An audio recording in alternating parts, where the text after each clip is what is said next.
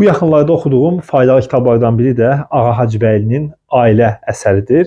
Bu kitabda seçimdən uşaq tərbiyəsinə qədər bütün mövzulara toxunulub, nişanlıq dönəmi, həri, evlilik zamanı nələrə diqqət etmək lazımdır, gəlin-qaynana münasibətləri, uşağın dünyaya gəlməsi, uşaq tərbiyəsi və sair mövzulara toxunulub. Kitabı faydalı hesab edirəm. Bəzi razılaşmadığım məqamlar var idi. Bir də məsəl üçün qaynana mövzusunda sadəcə belə deyək, kişi tərəfin anasına və atasına vurğu edilib, amma gəlinin ana və atasına vurğu edilməyib. Yəni burada bir boşluq hiss elədim. Uşaq tərbiyəsinə bağlı olan məqamlarda bir neçə mənim razılaşmadığım, uşağı deyək, cəza metodları ilə bağlı olan hissələrdə biraz əksiklik hiss elədim. Amma ümumilikdə kitab çox faydalıdır. Bunun üçün mənə xoşuma gələn hissələrdən bir neçəsini sizinlə oxuyum, bölüşüm. Daha doğru yol uşağı öz səhvi və xətasını üzləşdirməyə bacarmaqdır. Uşaq yaşına və bilik səviyyəsinə görə bir yaramazlıq edərsə, valideyn daha böyük xətaya yol açmadan problemin həllinə səy göstərməlidir. Ancaq bu situasiyada valideyn fiziki gücdən istifadə etməməli, səs tonunu qaldırmamalı, üzündəki təbəssümü də itirməməlidir.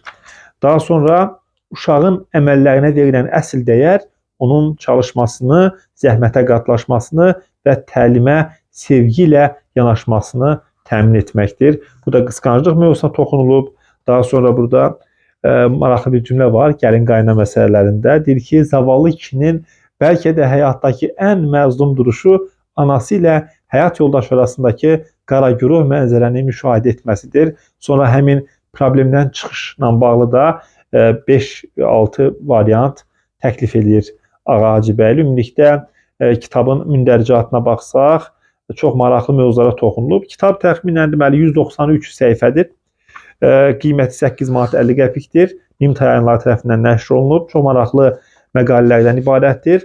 Məsəl üçün burada var yaş fərqi, xarakter fərqliliyi, aldatmaq, sifarişli evlənmək, nikah, toy günü, ailənin özünə məxsus özəlliyi, gəlinin vəzifələri, qaynananın vəzifələri, qaynata, ana laylası, övlad tərbiyəsində önəmli düsturlar, uşaq xətalarının istilahı, məktəb həyatı, yəni bütün mövzuları ağzınıza gələcək bütün mövzuları bu kitabdan tapa bilərsiniz və müəllif burada daha çox Azərbaycan adət-ənənələrinə, Azərbaycan dəyərlərinə və İslami dəyərlərə diqqət edərək bu kitabı qələm alıb.